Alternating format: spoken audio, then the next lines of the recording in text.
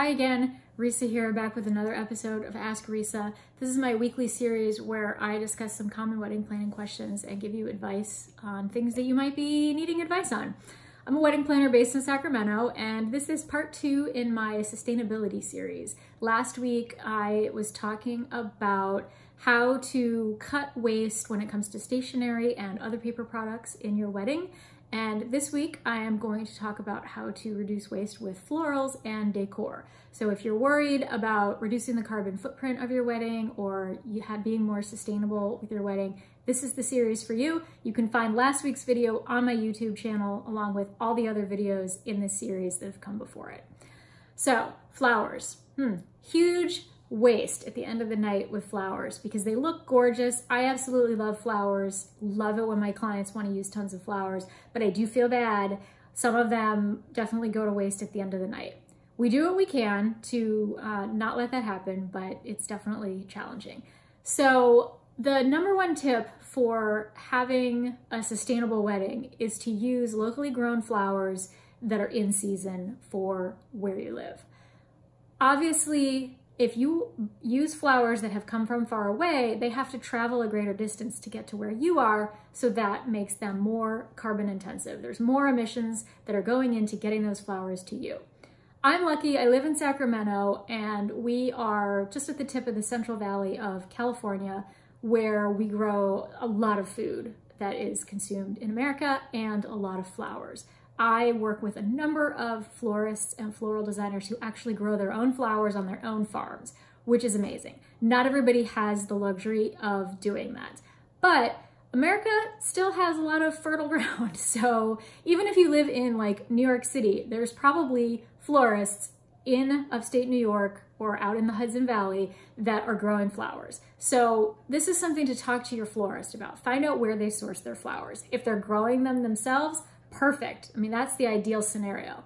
But if they're not, which they probably aren't, because that's not something that every florist can do, find out where they get them. Are they sourcing them from a local market, like a farmer's market type of a deal, where the flowers are being grown locally, it's just the florist isn't the one growing them?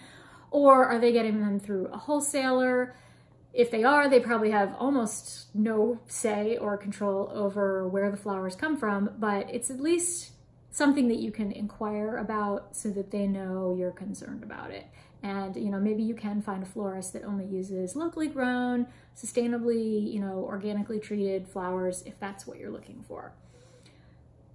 In-season flowers are also best from a sustainability standpoint, primarily because it's always growing seasons somewhere. So like my favorite example is peonies, because people love peonies for weddings. I love peonies, they're amazing, but they have a short growing season. So in the continental US, it's like May to July basically.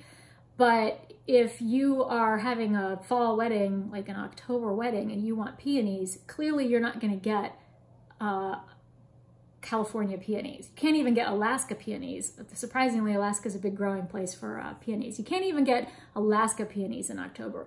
So your peonies are going to have to come from either South Africa or Australia. And if you live in Montana and you're importing peonies from Australia, first of all, they have a huge carbon footprint because they have to travel all that way. Second of all, they're not going to be as fragrant because peonies that are bred for hardiness, to stand up to all that long distance travel, they lose some of their fragrance. So peonies that are bred to be used locally are gonna smell better.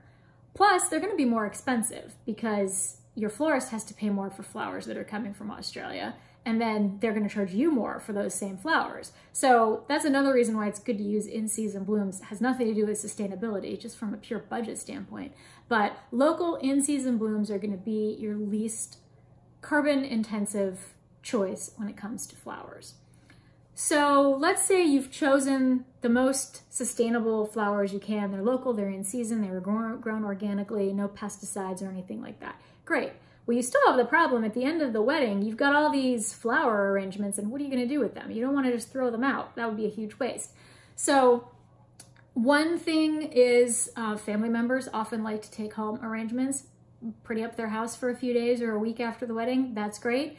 Giving away centerpieces to random guests is also very good.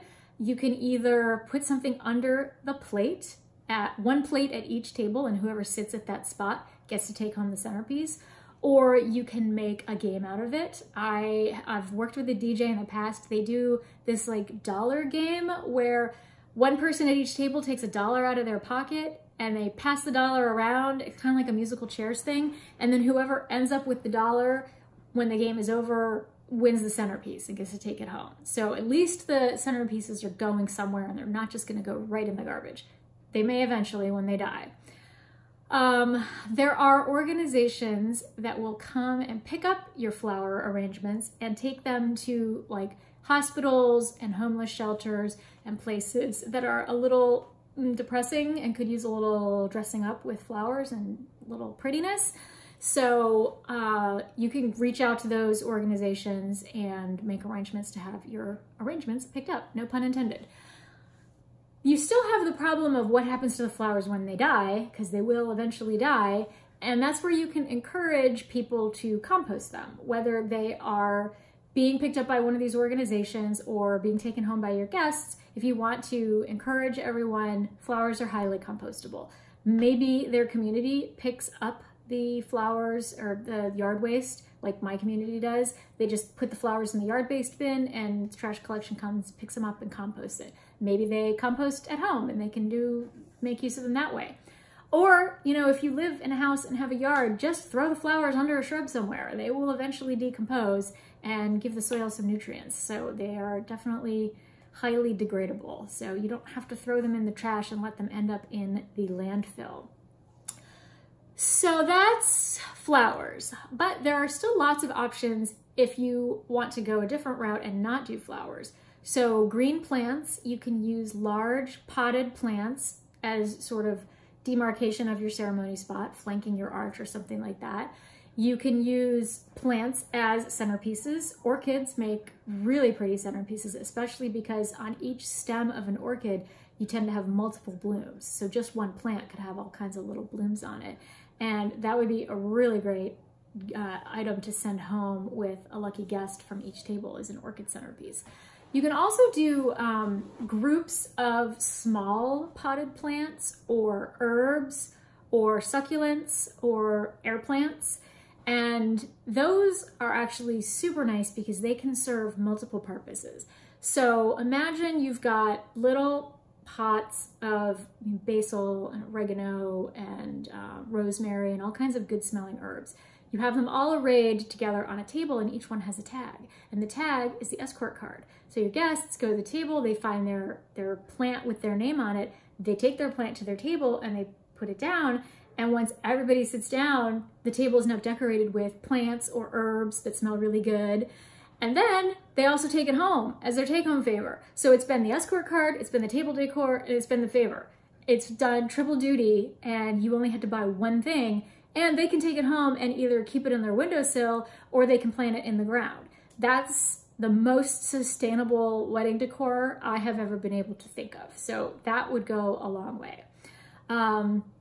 The other thing with decor is your non-living decor. So like your vases or anything that you want as far as lounge furniture or just any sort of tchotchkes that you have on display anywhere.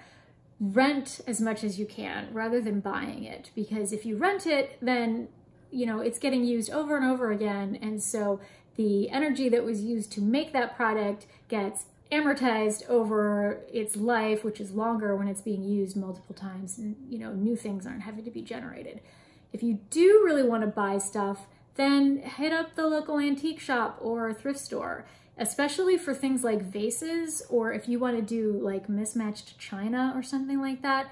Antique shops and thrift stores are great for that sort of stuff because they have a ton of it, and you can easily, if you have enough time, you can easily source what you need over a period of months from different stores and then either reuse it again later or resell it or donate it somewhere that's then going to resell it so that it, you know, continues the cycle and gets used over and over again. So those are my best tips for how to be more sustainable when it comes to florals and decor. Next week, I'm going to talk about catering and drinks because that's another area where we have a lot of waste and we can cut down on that. So if you like this video, please go ahead and give it a thumbs up, and you can subscribe to my channel so that you'll be notified when I release new videos, which is every Wednesday. And there are 2 more episodes in my sustainability series yet to come. And then, after that, I'll just keep talking about more wedding planning stuff. So if you're planning a wedding, this is the place to be. If you have any questions, feel free to leave them in the comments below. Thanks. See you next week.